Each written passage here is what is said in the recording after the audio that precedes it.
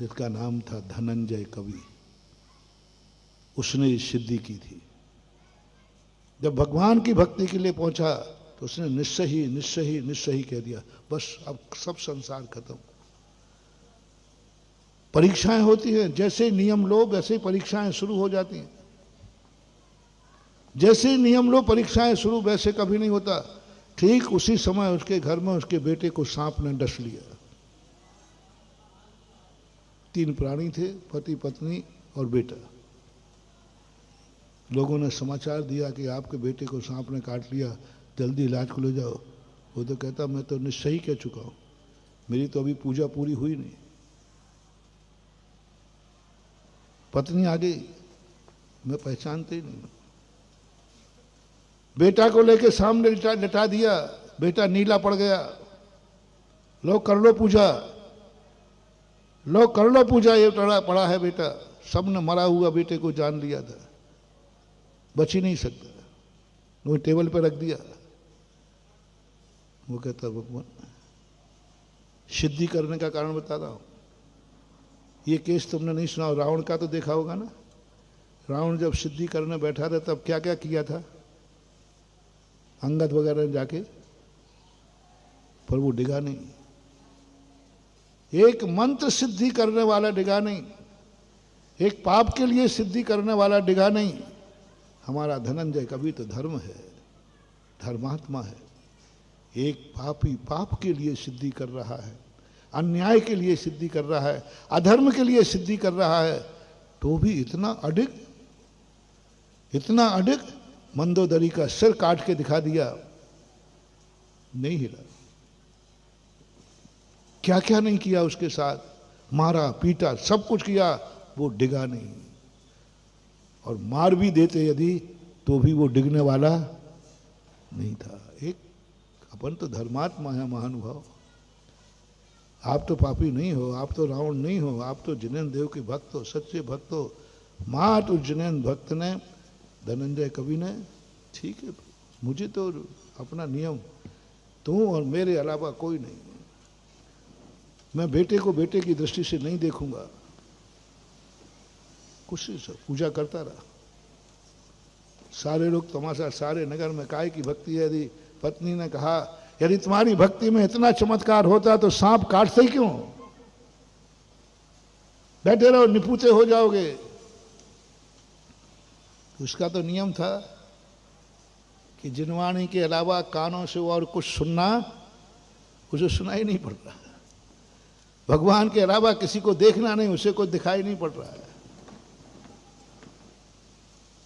कोई क्रोध नहीं, कोई मान नहीं, कोई माया नहीं, कोई लोभ नहीं, कुछ नहीं, शांत। पूरी भक्ति होती गई, पूजा होती गई, महाअर्घ्य चढ़ गया, अभी भी कुछ नहीं है। और शांति विधान, शांति पाठ चालू हो गया।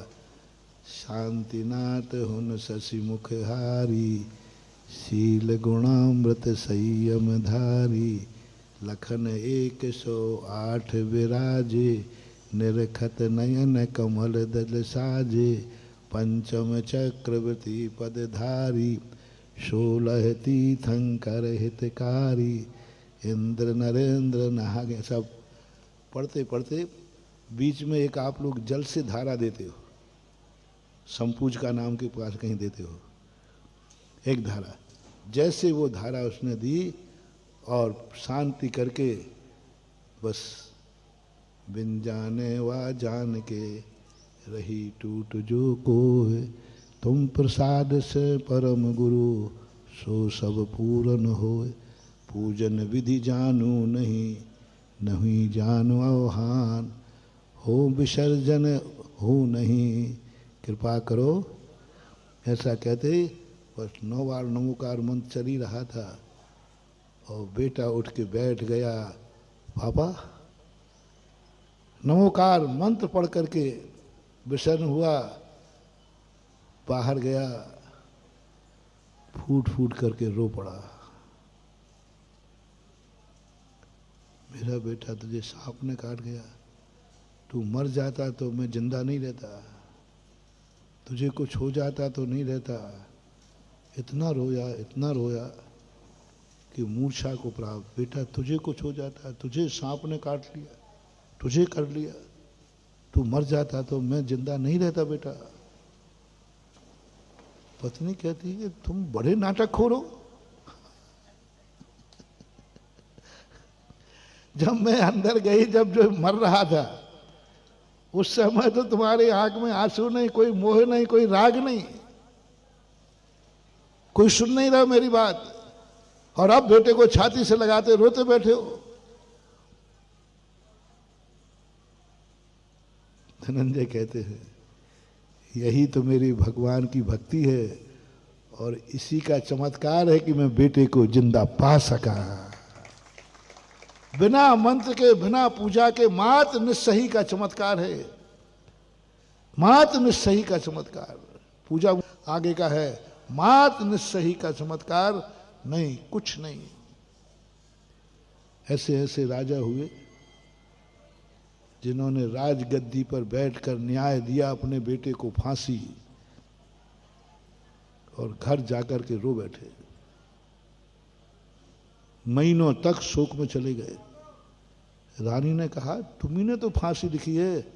बोले नहीं,